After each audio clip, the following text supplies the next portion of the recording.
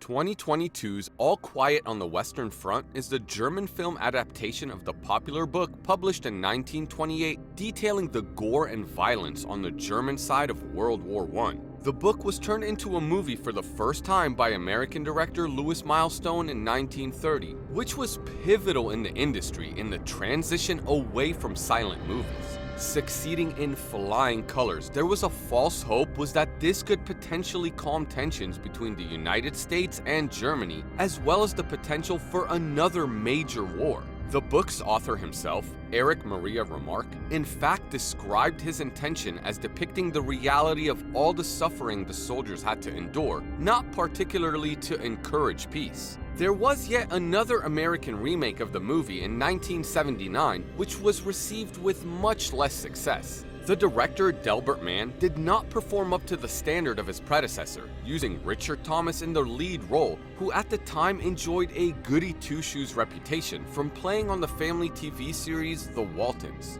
Germany chose this film to run in the Academy Awards and decides to portray the events in this book in its own sort of way. Be that as it may, I suspect its prospects to be closer to that of the 1979 adaptation. Directed by Berger and co-written along with Ian Stockwell and Leslie Patterson, 2022's All Quiet on the Western Front is 2 hours 23 minutes long, of similar length to the first film, yet is leaps and bounds more action-packed. It dropped the beginning acts of the book and the 1930 movie, in which young boys get persuaded by an overzealous warhawk teacher to enlist in the army as the nation is under threat by foreign enemies. What the movie rather chooses to focus on is the extreme blood, guts, and suffering in live combat. New recruit Paul Baumer, played by Felix Kammerer, has to take the apparel off a dead body that doesn't match his dimensions and put it on.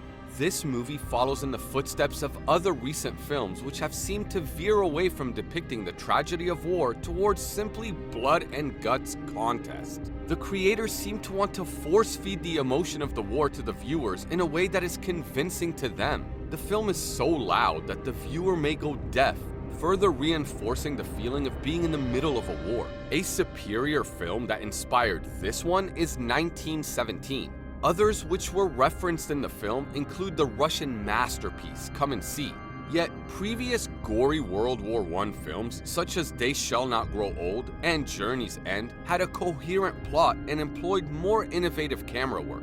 This film, by contrast, doesn't have much of a storyline. The sluggish plot at the center of all this bloodlust and frantic firing is the new recruit Baumer's journey in becoming a soldier, taking others' lives, and accepting the new grim reality he finds himself in. The director also adds a new scene into the movie which did not exist originally in the book. This new scene features the new then Vice-Chancellor, Matthias Berger, attempting to reach a peace deal with the Triple Entente, represented by the French. One has to wonder what the purpose of injecting this scene into the movie was. One has to suppose that some of the men who fought in this world war were decent people. This of course is actually irrelevant, as both in the original story and the original 1930 film adaptation, fighting for Germany should in itself suffice in warranting compassion for Paul. The hard-headed nature of the French officials is reminiscent of the post-World War I embarrassment Germany endured following the Treaty of Versailles, thus inspiring Adolf Hitler to eventually take over the country. The other logical assumption is that the director added in this scene to make the viewer wonder whether there will be a ceasefire to prevent our dear protagonists from being harmed. At least the director seems to intend for us viewers to care about them. However, Berger also casts the Germans as victims in another moment. Toward the end of the movie, Paul and his compatriot Kaczynski, played by Albrecht Skutch, ran away from a French boy after pilfering one of the farm's geese for food. A curious aspect of this scene is that Berger seems to be dead set on making the French boys who were stolen from the bad guys. This is odd when you ask the question, who was invading whose country? This angle is quite puzzling, yet at the same time causes a chuckle. Then again, that may be reading too far into it.